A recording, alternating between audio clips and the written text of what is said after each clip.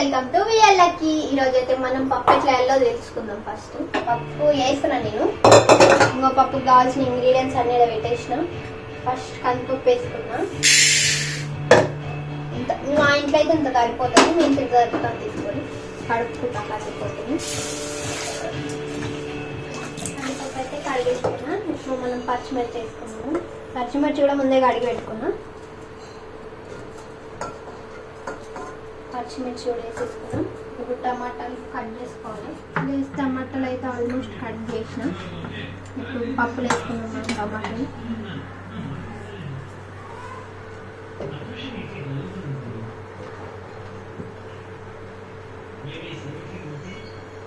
టమాటాలు కట్ అయిపోయింది. ఇప్పుడు మనం పసుపు,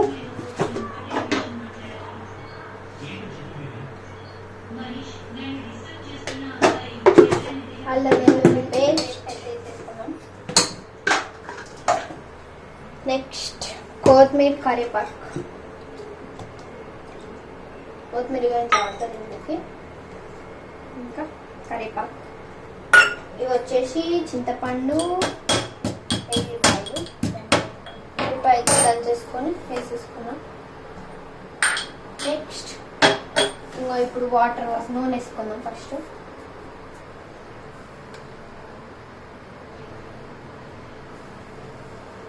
ఇప్పుడు వాటర్ వేసుకున్నాం. ఇప్పుడు దీంట్లోకి వాటర్ అయితే 3 గ్లాసెస్ పడతాయి మనకి. అంతే గాయస్. ఇప్పుడు పప్పుకి రెడీ అయిపోయినాయి.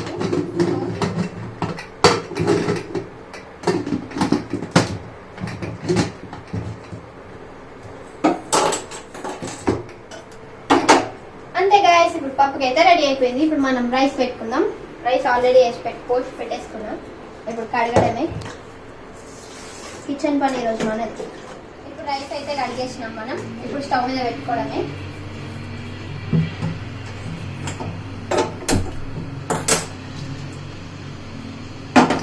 అంతే. పప్పు రైస్ పెట్టేసుకున్నాం. మళ్ళీ పప్పు తాలింపు వేసేటప్పుడు మళ్ళీ వీడియో తీస్తాం. ఫైనల్లీ ఇప్పుడు పప్పు అయితే రెడీ అయిపోయింది. ఇప్పుడు మనం పప్పు రాముకొని తాలింపు వేసుకుంటే పప్పు అయిపోతుంది. అన్నం ఉడుకుతుంది. దాంతో అన్నం అయితే ఉడుకోబెట్టేసింది గైస్. అన్నం వంపుకుందాం మనం.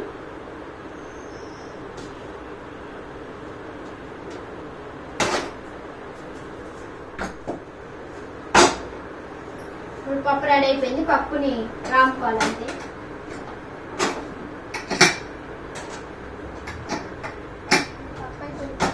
పప్పు రాముకుందాం.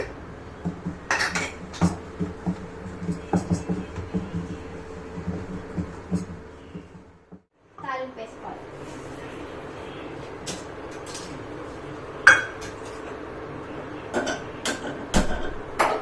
ఫస్ట్ క్యాన్ పెట్టేసుకోవాలి. ఆయిల్ వేసుకుంటున్నా.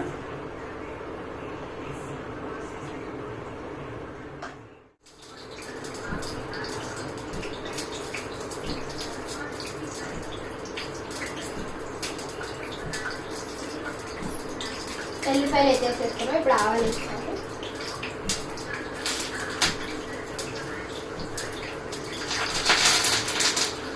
కొత్తిమీర, కరివేపాకు. తాలింపు రెడీ అయిపోయింది. పప్పులు వేసేసుకోవడమే.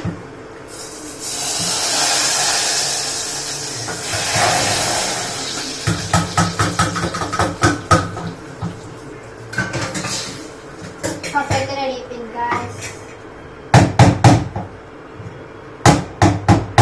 ఇప్పుడు ఫైనల్ గా అన్నం కూర అయితే రెడీ అయిపోయింది. అన్ని ఆడ పెట్టేసినాం. మమ్మీ ఇప్పుడు టేస్ట్ చేసి ఎట్లుంది చెప్తుంది గాయస్. మమ్మీకి అన్నం కూర అయితే వేస్తున్నా. మమ్మీ ఇప్పుడు టేస్ట్ చేసి చెప్తుంది.